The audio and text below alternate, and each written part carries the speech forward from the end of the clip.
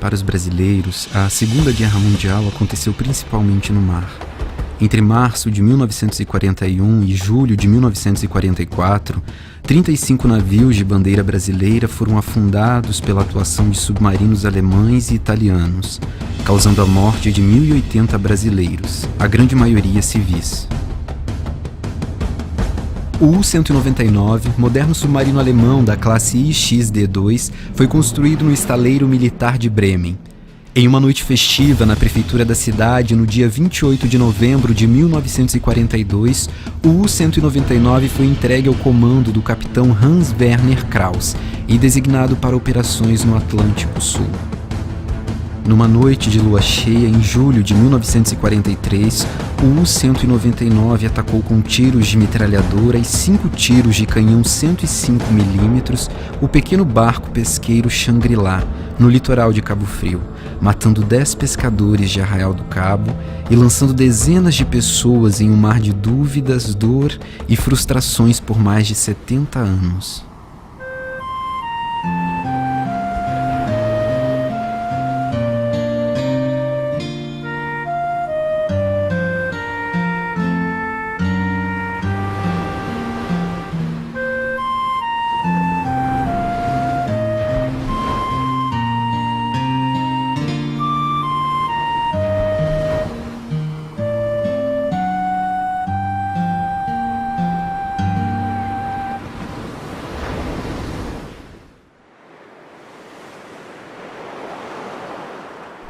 O embate do homem com a natureza em Arraial do Cabo traduz o modo de ser e viver da cultura do caiçara, que é o povo tradicional do litoral brasileiro, originado na miscigenação de etnias ao longo dos séculos.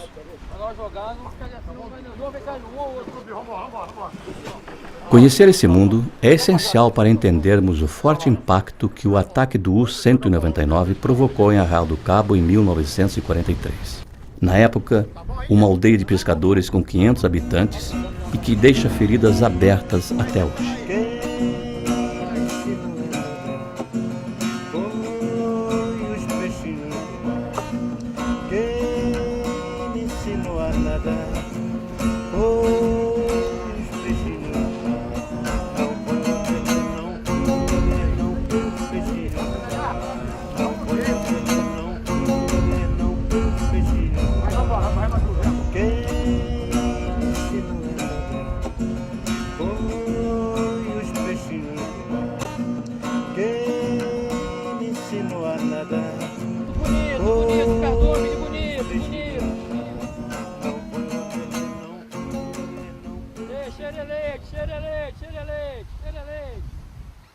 Para fazer a canoa é usado oiticica, que é a melhor madeira que nós temos aqui, o cedro, que é incomparável. Temos uma canoa na prainha, que já se calcula 150 anos. Pequi, Jequitibá, que é esta canoa aqui, é Jequitibá, que tinha muito no estado do Rio, aqui na nossa baixada, tinha muito isso aqui. E ainda existe. Só que onde ela existe, são reservas e não pode ser cortado. Por isso nos falta um tronco para fazer uma canoa nova. E Arraial durante muitos anos ficou sem acesso nenhum aos grandes centros, né? Então toda aquela tradição da renda de bios, da rede de pesca, da canoa caiçara, de um pau só, ela se manteve praticamente intacta até a década de 50. Mais ou menos, quando chegou a industrialização, né, com a Álcalis. Mas Arraial, apesar desse impacto da chegada da Álcalis, ainda consegue manter muito da sua tradição. E tanto é que hoje você ainda tem a pesca de cerco com o vigia da pesca. Lá no sul, em Santa Catarina, existe o vigia da tainha, né? E aqui em Arraial não, aqui eles consegue identificar a chegada de vários tipos de cardumes até a 6 quilômetros de distância. Na guarnição da canoa, como a gente chama de companhia, a gente começa puxando a rede, que é o cabelo, depois passa a jogar a rede, que é o ser chumbereiro, e remar para depois chegar o mestre. A última instância da pesca é ser vigia de cardume. Por isso que eu demorei um pouco, com 39 anos, porque a última instância da pesca é ser vigia de cardume. Tinha 8 anos de idade, 8, 10 anos de idade, ia levar café ao meu pai no Vigia, lá com mais ou menos 8 a 10 anos, eu ia levar café, comecei a observar os cardumes, ver a trilha do Vigia, como chegava até lá, o acesso, e fui aprendendo e peguei essa profissão. É o dom, entendeu? Tem que ter o dom para ver o jeito do peixe. Eu acho que Arraial é um exemplo assim, muito tradicional aqui no litoral brasileiro, porque a pesca aqui é muito forte. É um dos 3 lugares mais piscosos do Brasil, que é o Pará, é o primeiro, tem Santa Catarina e o Rio de Janeiro, os 2 disputando os 2º e os 3º lugares, né?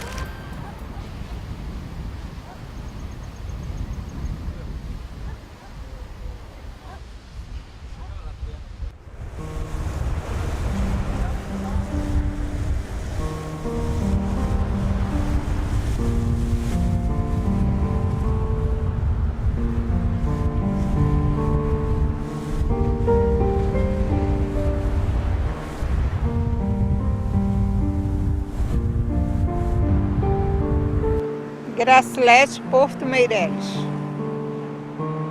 Manuel de Navarra Porto. Etelvina de Navarra Porto. Dalva Maria Porto da Silva. Jurmenal Teixeira da Cruz. Maria de Lourdes Aguiar da Cruz. Nilsa Aguiar da Costa. Tainá Costa Fernandes. Luciara Aguiar da Costa. Beijinho em mim, Bebiar. Cesário Alves da Silva Filho. Paulo César Alves da Silva. Tânia Regina Marques. Zacarias Barreto Marques.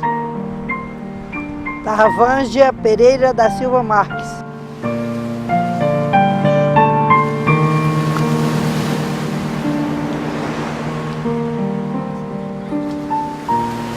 O caso começou quando um amigo meu chamado Levi Correia de Souza trouxe o Elísio Gomes Filho, historiador lá de Cabo Frio, dizendo que os 2 eram amigos de mergulho.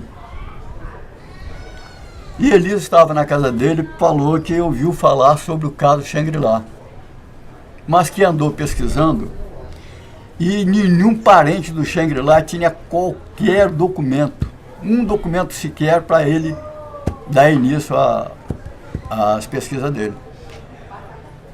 Isso foi em 1999. Eu disse para ele que tinha. Eu sou pesquisador de história marítima e naval, principalmente ligada à história trágico-marítima. E como Shangri-La era um fato esquecido pela sociedade brasileira, justamente por ser uma embarcação de pequeno porte, eu tentei e nós conseguimos, através de participação de várias pessoas, mudar essa história, ou seja, fazer com que a sociedade brasileira reconhecesse que o Shangri-La também participou da Segunda Guerra. O pesquisador Elísio Gomes, ele, ao concluir que foi o submarino alemão que afundou o barco de pesca Shangri-La, ele juntou documentação, fez um pedido formal e o apresentou ao órgão específico, que é a Procuradoria Especial da Marinha. A Procuradoria Especial da Marinha estudou o caso, se convenceu dos argumentos do pesquisador e pediu ao Tribunal Marítimo, formalmente, a reabertura do processo que o tribunal julgou o naufrágio do Shangri-La há 56 anos antes dessa descoberta do pesquisador. Eu folheando o Anuário de Jurisprudência do Tribunal Marítimo de 1944, eu me deparei com o processo do Xangri-Lá arquivado por falta de provas. E dei alguns documentos a eles, chamados certidão de guerra. Certo? Dei a ele também o rol, Xangri-Lá. Claro que ele teve uma tarefa difícil, feliz, né? Ele conseguiu alguma coisa. Mas os documentos chamados fio da meada para eles enrolar foi eu que dei. E através do Paulo eu tive essa força moral de continuar. E em 1999, como eu disse, essa carta chegou da Procuradoria Especial da Marinha, eles investigaram. E o processo foi formalmente reaberto, décadas depois, tá? Agora com o mesmo número, mas com um novo procedimento, em que se buscou aferir a verdade, da qual o tribunal concluiu que o pesquisador realmente tinha razão. Existia uma resistência, como até hoje existe, de que não foi um submarino, e sim um avião da FAB. Então a primeira luta foi querer enfrentar uma versão popular muito enraizada dentro da sociedade cabista. O pessoal calculava que foi algum avião que passou, pensando que era algum submarino, jogou alguma bomba e, né, dissolveu tudo, que nem pedaço no lugar não encalhou. Eu era muito novinha quando meu pai morreu e eu fui sabendo as histórias pela minha mãe, pelo pessoal de Arraial, contando para mim que eles foram pescar e pescando eles foram bombardeados por um avião guerreiro. É isso que eu sei. Nós achávamos que era um avião que havia bombardeado o barco. Jamais pensaríamos que era um submarino, né? Muita gente escutou um tiroteio ir para trás do morro de véspera, sabe? Mas ninguém sabia de nada, né? Para mim, eles estavam dormindo, e andava submarino também aí perto. Para mim, eles estavam dormindo, sabe? E não deram sinal o avião, né, que andou perto deles. Aquilo foi isso. Foi um avião brasileiro, ou foi um submarino alemão. Está entre os dois. Mesmo que não fosse o alemão, mas ele tinha culpa, que ele puxou pela guerra. Não é? Ele que puxou pela guerra.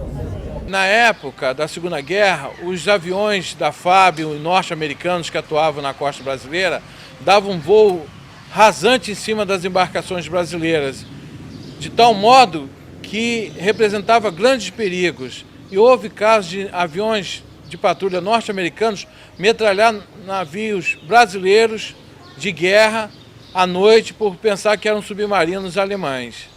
Existiam dezenas de submarinos alemães aqui no litoral do Brasil. Eles torpedeavam embarcações, mesmo civis, para que elas não identificassem o posicionamento desses submarinos. E aí, graças a essa curiosidade científica desse historiador, é que se deu o aso de reescrever a história, buscando informações se efetivamente foi esse submarino, o U-199, alemão, que teria bombardeado e atingido essa embarcação. O Brasil declarou guerra à Alemanha e Itália em agosto de 1942 e em dezembro daquele mesmo ano, Getúlio Vargas assinou um decreto designando os pescadores como a 4ª Força Auxiliar de Defesa. Naquele momento, o destino trágico dos pescadores do Xangri-Lá era traçado. Era comum, eles afirmaram que avistavam submarinos. Eles falam, mas eu perguntava para ele, mas é submarino, é avistado através de periscópio, alguma coisa? Não, ele estava suado mesmo, suado quer dizer, em plena superfície. A superfície dava para ele ver que era submarino alemão. Entendeu? E era tranquilo, a vida era tranquila. Mudou no final, né, do ano de 1942, quando o presidente Getúlio Vargas assinou esse decreto, 4.830, nomeando os pescadores como a 4ª Força Auxiliar, né, e para eles vigiar e defender as costas brasileiras. Vigiar até podia vigiar e transmitir aí para o capataz. Aí era possível transmitir. Agora defender com o quê? Com remo? anzóis. Foi muito importante haver 50 anos do fim da Segunda Guerra Mundial, porque com o passar desses 50 anos foram abertos os arquivos alemães e americanos da Segunda Guerra Mundial. E aí eu, como juiz relator, determinei aos adidos do Brasil na Alemanha e nos Estados Unidos a busca dessa documentação, a busca dessas informações. E um fato muito interessante é que esse submarino U-199, que efetivamente se encontrava aqui no Brasil, no litoral onde havia sumido o Shangri-La, ele foi abatido por um avião da FAB brasileira. A grande maioria da tripulação faleceu, mas 11 tripulantes desse submarino sobreviveram, inclusive o comandante.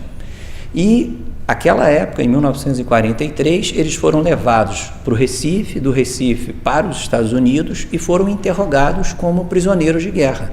As provas do que aconteceu com o Shangri-La estavam nos depoimentos dos tripulantes do submarino U-199, que foi afundado em 31 de julho de 1943 na costa do Rio de Janeiro.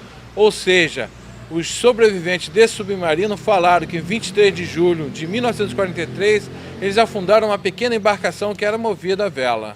E normalmente os barcos de pesca não têm vela, só os veleiros. E aí se apurou, justamente pela oitiva de pessoas da época, que aquela época era comum embarcações de pesca usarem velas para facilitar a propulsão, já que os motores eram pouco desenvolvidos. Então foi mais uma prova a favor.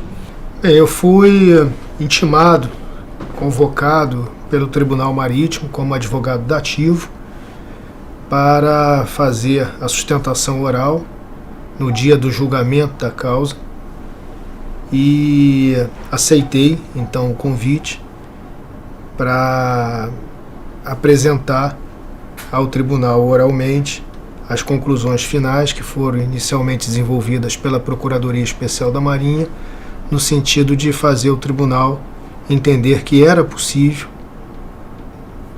julgar o torpedeamento do barco Shangri-La pelo submarino U-199, declarando o fato que aconteceu naquela data de 58 anos atrás, com relação à data do julgamento, que foi em 31 de julho de 2001. É um processo muito sensível do ponto de vista até emocional, porque lidava com familiares que tiveram os seus entes queridos desaparecidos e que jamais tiveram uma certidão de óbito.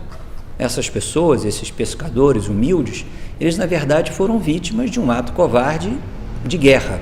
Eu aceitei o trabalho, mas imaginando que se tratava de um trabalho de estudar aquele processo por algumas semanas e fazer uma sustentação oral de 15 minutos para encerrar o caso.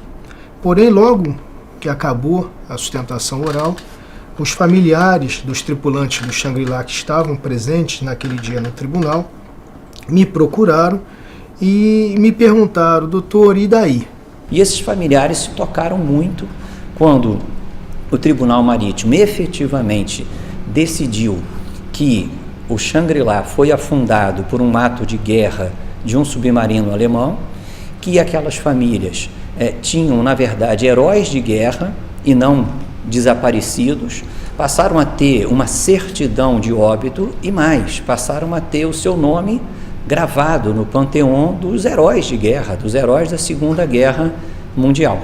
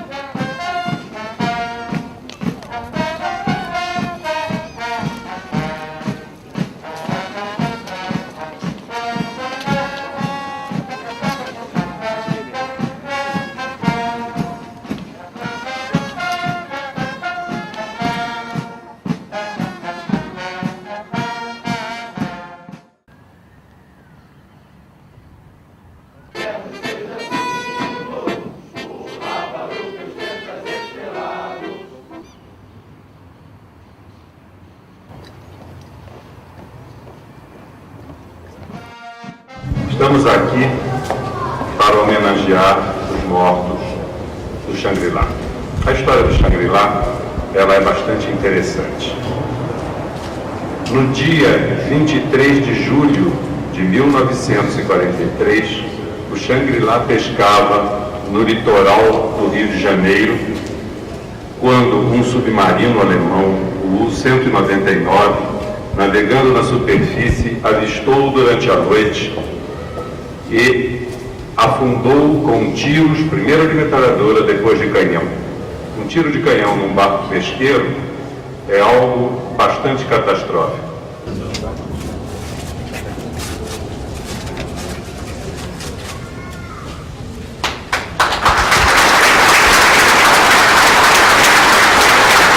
Bom, convido a você que foi o Tony e as duas senhoras para a senhora aqui comigo.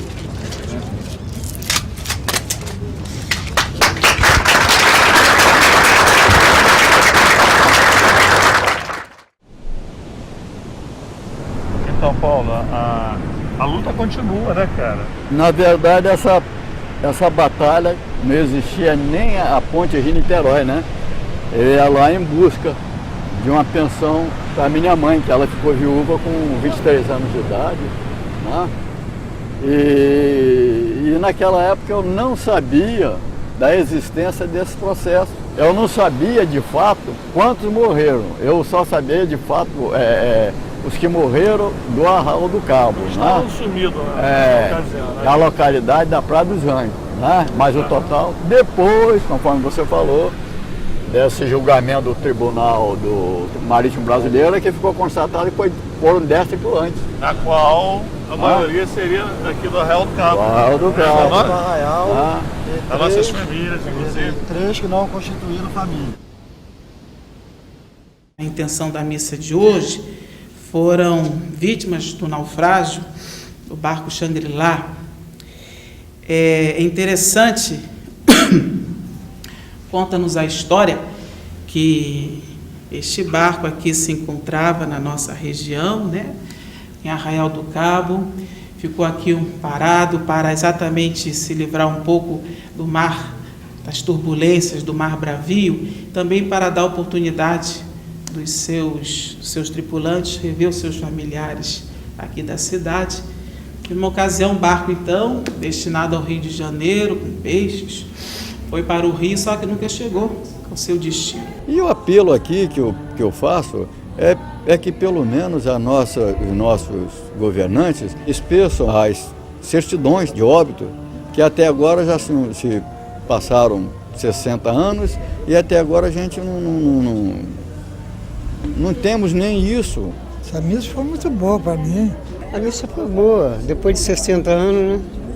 Primeira missa que eu vi do meu pai, né? Nunca tinha escutado isso, né? Perdi meu pai, José da Costa Marques, e perdi meu irmão com 17 anos, Zacarias da Costa Marques. Infelizmente, a minha mãe se encontra hoje enferma, com sérios problemas, né? Diabetes acamada, mas eu vim representando. Minha história é que estava em outro barco. Eu estava num barco Gacotinho, nós estávamos lá para o norte. Não sabia de nada. Quando chegamos no Rio, o barco já ia saindo, Gacotinho, chegou 2 senhores lá. Perguntou, sabe, o Xangri-Lá não está aí não? Disse, aqui não. Então você vai embora que lá no cabo está mais desassossego. O Xangri-Lá está perdido.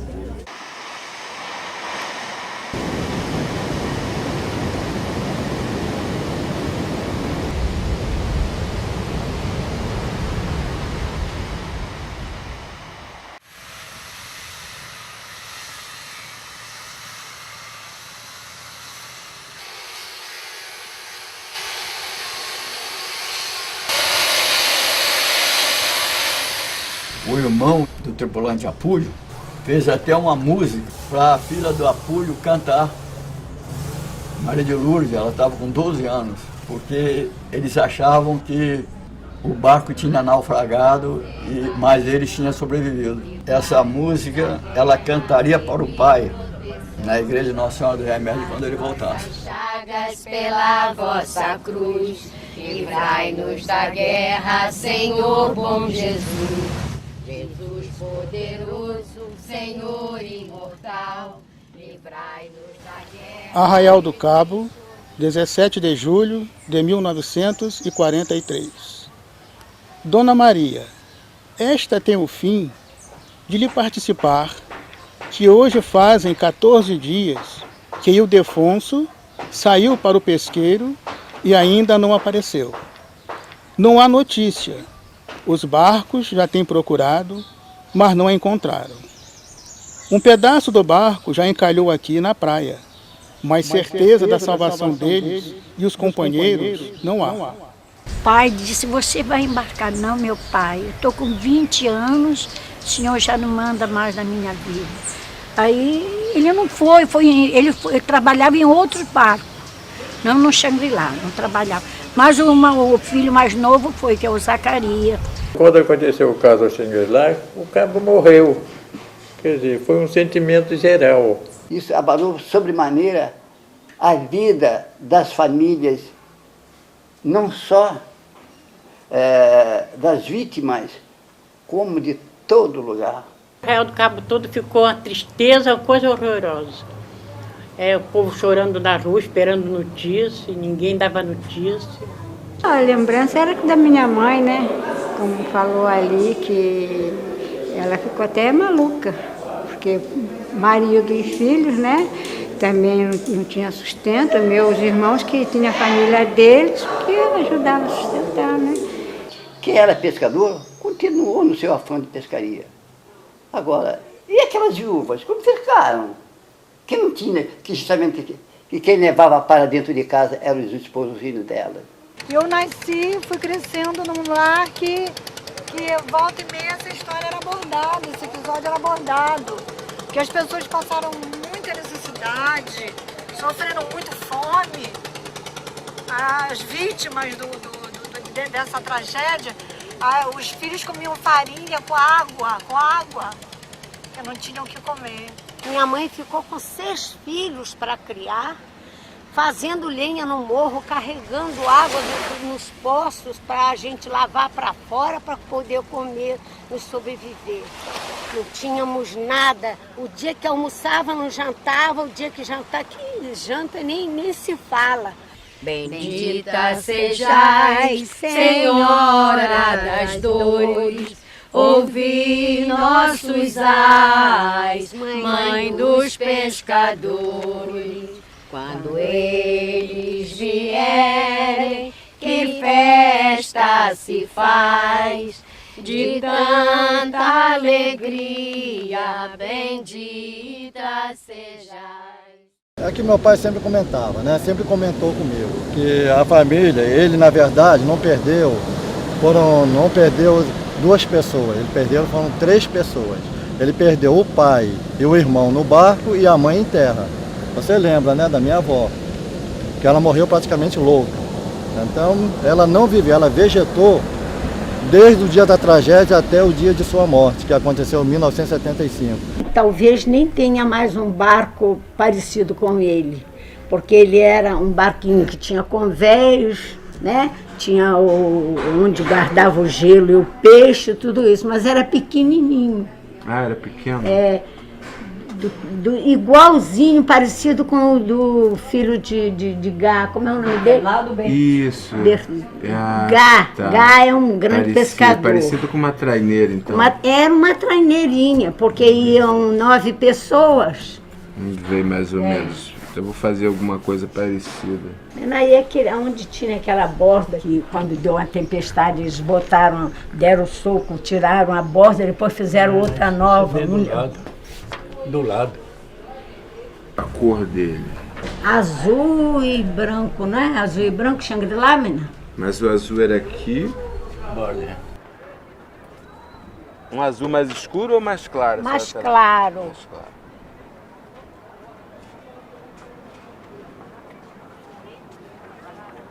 Algo assim? Tá bonito. Tinha um casario aqui na frente? Tinha onde guardava o gelo, né? Ali era verde. Era Marupa verde? era verde, é. E eles levavam também no Xangri-Lá, eles levavam material para comer, para fazer a comida deles durante os dias que eles ficavam pescando. Foi nessa que bombardearam meu pai. Nossa. A minha mãe, nesse dia de terror, o dia estava amanhecendo, ainda estava escuro. E ela me falou que ela ouviu nitidamente o esposo dela, do Cleciano Pereira da Costa, tinha apelido, ela chamava ele de Duca.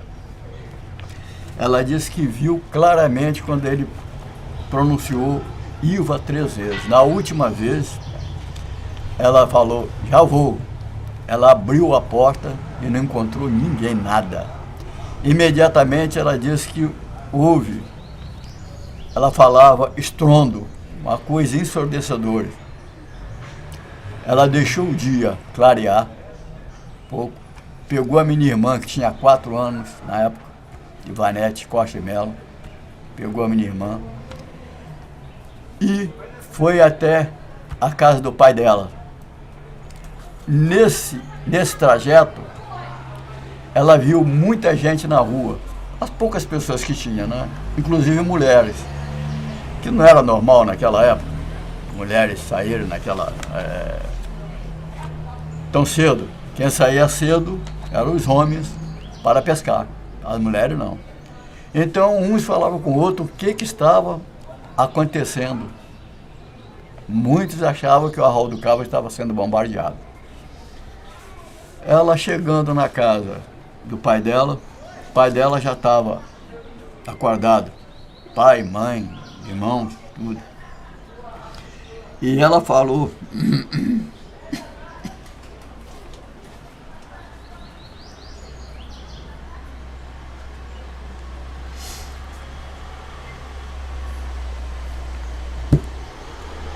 ao pai dela, papai, meu marido Duca morreu. Era para no outro dia, ou 2 dias depois eles vinham, para ir lá para entre posto para tirar o peixe para vender, né? Uhum. Aí chegou naqueles 5 dias, cadê? Não apareceu. Aí saiu uns 2 ou 3 barcos aí para Brasília procurando ver se ele estava ancorado, procurando socorro, pedindo socorro, não tinha, né? Uhum. Aí saiu os barcos. Aí andaram, giraram, procuraram, nada, aí voltaram. Xangri-Lá eu conhecia os rapazes, sabe? Que eram meus colegas, o pai de finado Cuba, não tem Cuba. A esposa dele ficou com os 4 ou 5 filhos para criar. E Joaquim, meu primo, morava do lado da minha casa. Também foi no barco, morreu, sumiu. Os pais dele choravam muito, era uma tristeza na casa deles. E à noite, a rua vivia só daqueles bolinhos para ver se sabia notícia, ninguém dava notícia, sabe? Ninguém dava notícia. O lugar era muito pobrezinho. Hoje temos tudo na nossa vida. Hoje temos médico, temos água encanada, temos luz, temos fogão a gás. Naquele tempo não tinha nem um rádio para escutar nada. O senhor Fernando Parra, o senhor, era o homem mais rico daqui do Cabo naquele tempo. Aí ele botava o rádio para ligar e o povo ia lá para frente da casa dele, que era a frente grande, ficava lá sentado ouvindo, escutando. Então ele ligava o rádio e aqui na frente da casa enchia de gente para escutar as novelas, né? O repórter e as músicas. E sempre noticiava alguma coisa, que tinha encontrado náufragos em Santa Catarina, na Baixada Santista. E meu avô pegava o cavalo e, sabendo dessa notícia, e nós morávamos perto lá, dele lá, Passa Acesso, e através dessa notícia ele pegava o cavalo e ia até Cabo Frio. De lá de Cabo Frio ele pegava um trem. Esse trem ia com destino até, se você não me falha a memória, até Barreto. E de lá ele prosseguia a viagem dele. E ele foi inúmeras vezes, mas nunca nunca encontrou nada. A única forma de que nós, por exemplo, compreendemos que talvez tivesse havido o desastre total foi com um pedaço de barco encalhado na Praia do Pontal, que me parece que as autoridades na ocasião não tomaram em consideração. Uma semana depois, a borda do barco encalhou aqui na prainha. E encalhou toda queimada. Um pedaço da borda falsa. Não deu nem um corpo, deu um pedaço. Pedaço todo queimado. Todo queimado a borda. Foi aí que todo mundo deu com eles mortos, porque não parecia mais sinal de nada.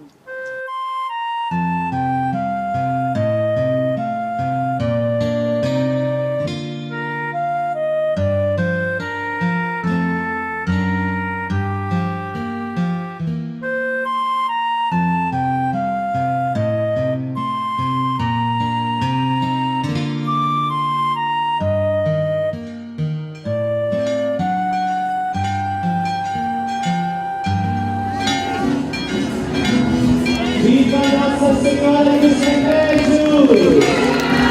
Viva Nossa Senhora! E assim o tempo foi passando e ninguém tinha respostas, eram feitas ladainhas, rezava-se o terço. Todo dia eu orava pelo meu pai, lá na minha casa vinha todo mundo para frente do oratório da minha avó, que tinha bastante santinhos, e a gente orava ali. Ah, fazia o nome do barco aparecer, rezavam muito o povo, sabe? Fazia muita oração, muito pedido. Eu tinha vontade de conhecer o meu pai, de chamar pelo menos pai uma vez na vida. E nós, como eu sabia e que eles esperavam eles voltarem, eu esperava também. Eu vinha para a beira da praia também, eu vinha cantar também, eu vinha rezar também na igreja, esperando naquela expectativa de que eles fossem voltar. É onde falava as coisas, ela estava lá. Falava, deu uma parte do barco em Cabo Frio. Ele está numa ilha deserta, ele vai vir, está esperando um avião, lá um navio para voltar. Tudo aí o pessoal falava, né? Então a gente ficava nessa espera e nunca chegou. A mãe, de tanto que chorava, enlouqueceu. Ela gritava entre dia e noite, chamando pelo filho. Enquanto os outros lá oravam, achavam que eles estavam vivos, a minha mãe estava convicta que todos eles estavam mortos. Ela foi a uma cartomante, tinha uma pedaldeira chamada Dona Tomásia. Ela esperou a hora dela, de chegada tinha muita gente. Quando ela entrou na sala, a cartomante logo olhou para ela e falou: se você tem você e as outras têm esperança de encontrar os tripulantes vivos, estão errados. Estão todos mortos. O barco foi destroçado, estão todos mortos. E meu avô, ele financeiramente ajudava com mantimento, com remédio, com assistência até psicológica, né? Porque minha avó era evangélica, tinha um grupo de oração, ia lá, orava e ajudava. O que eu sei, o que me passaram da família, do relacionamento do meu avô com as famílias, foi mais ou menos isso. Oi, Cira, a minha mãe, ela falava sempre para mim que o seu avô, Fernando Barros Pessoas, ele contribuiu muito para que eles rezassem aqui nessa igreja que é de Nossa Senhora. Ele de lá puxou um bico de luz, né? Na época chamado bico de luz, para aqui, certo? E isso aí ajudou muito o pessoal a orar tranquilamente, porque vento consegue apagar a vela, né? Lâmpada não. Mas eles rezavam muito, as famílias tudo para a igreja rezar, para a volta deles, mas, como diz o outro, coisa que desaparece é difícil voltar, né?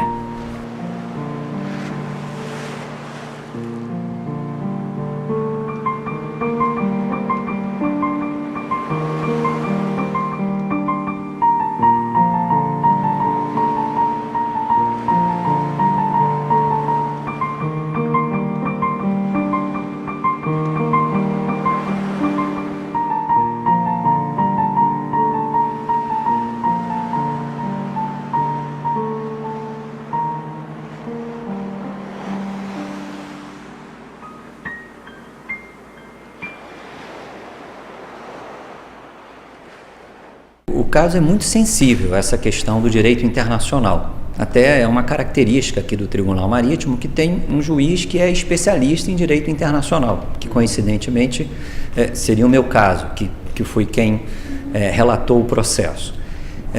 A gente estava em guerra à época, estava efetivamente num estado de guerra, tanto que existia um decreto, à época do Ministério da Marinha, que determinava que eram protegidos os navios mercantes, e a tripulação dos navios mercantes foi, durante muito tempo, alvejada pelos submarinos alemães. Nós tivemos centenas de baixas na Marinha Mercante brasileira.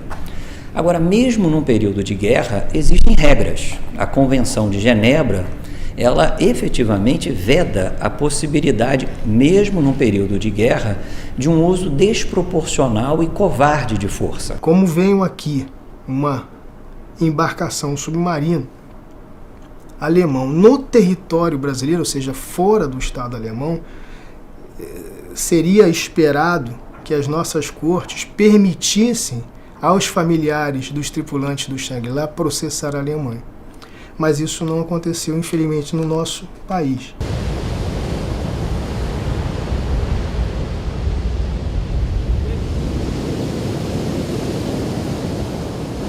A gente olhando essa imensidão, né, do mar, né, a gente fica imaginando, né, do ocorrido, né, entre o enorme submarino e um barco de pesca Shangri-La, né?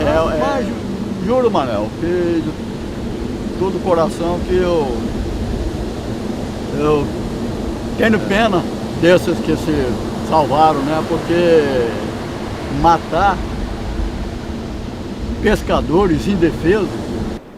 Eu, desde pequeno, ouço meu avô falando dessa questão do Shangri-La, sempre muito preocupado. Toda vez que a gente saía para pescar com meus amigos, eu não entendia o porquê dele ficar tão preocupado, tão nervoso.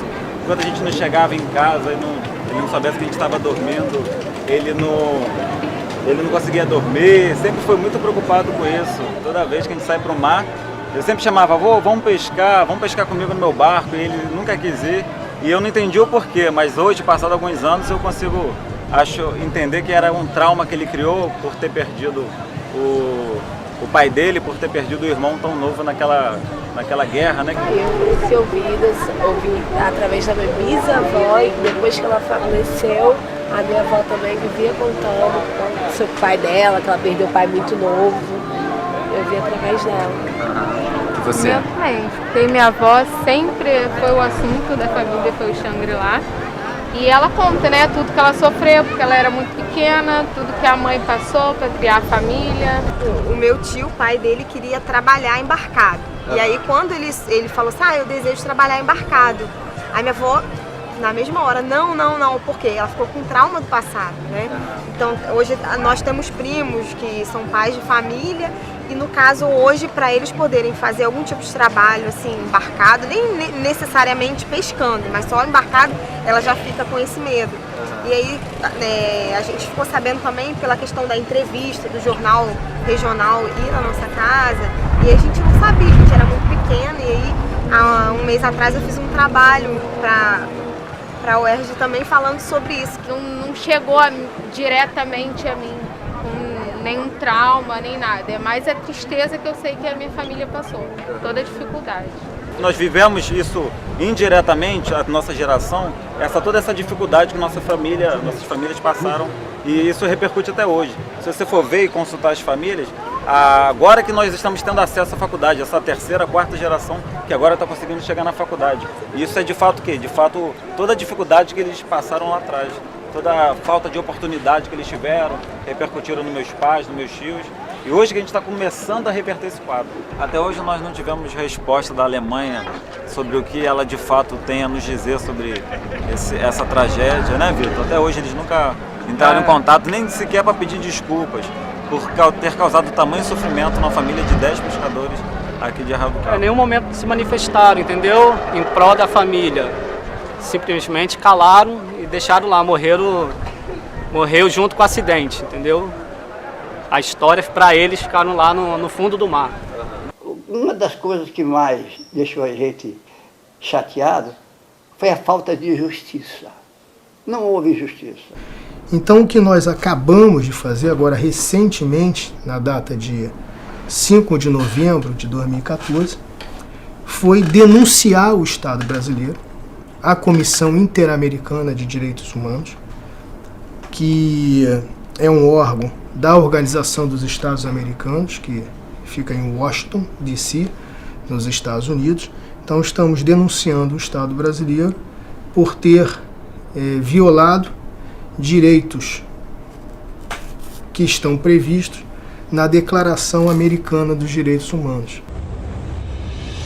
Poucos dias depois do ataque ao Xangri-Lá, o U-199 foi avistado próximo à Baía de Guanabara e afundado por ataques da aviação de patrulha brasileira e norte-americana, baseadas no Rio de Janeiro, na base aérea do Galeão, que até hoje ainda guarda os hangares construídos na época da Segunda Guerra Mundial.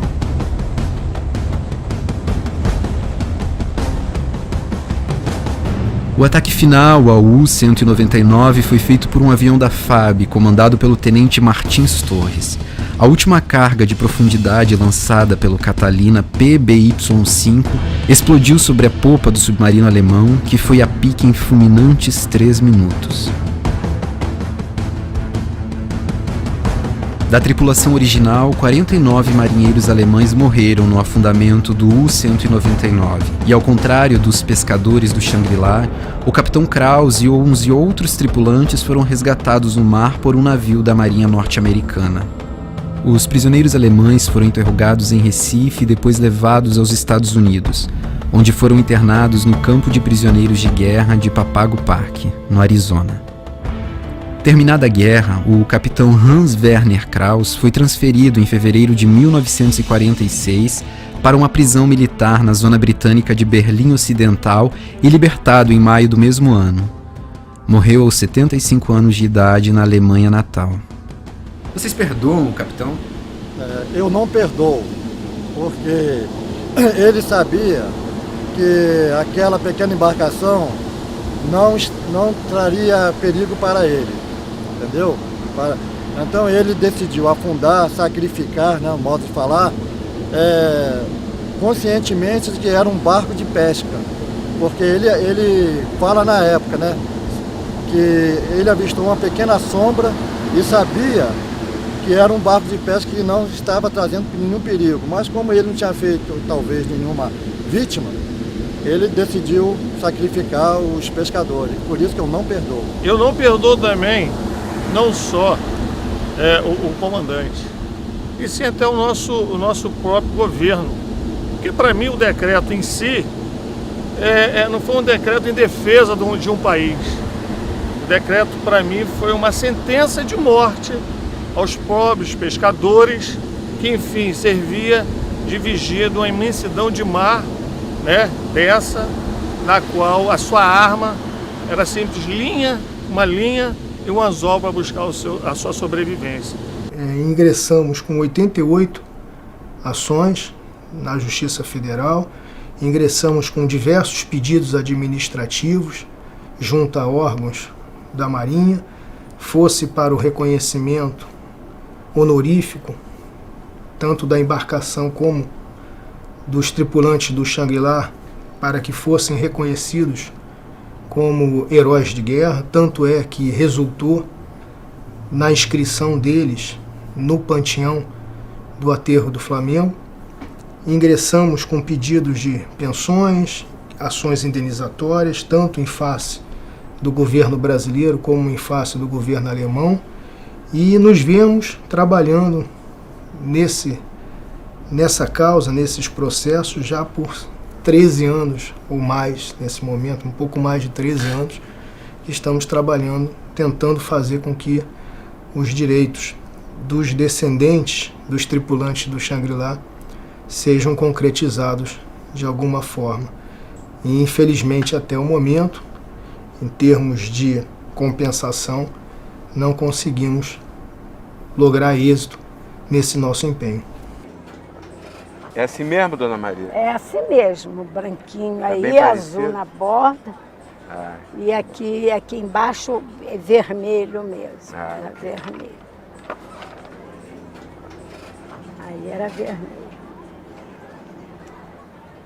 Era bonito, né? Era bonitinho o barco. A minha mãe chamava casca de amendoim. Ah, é?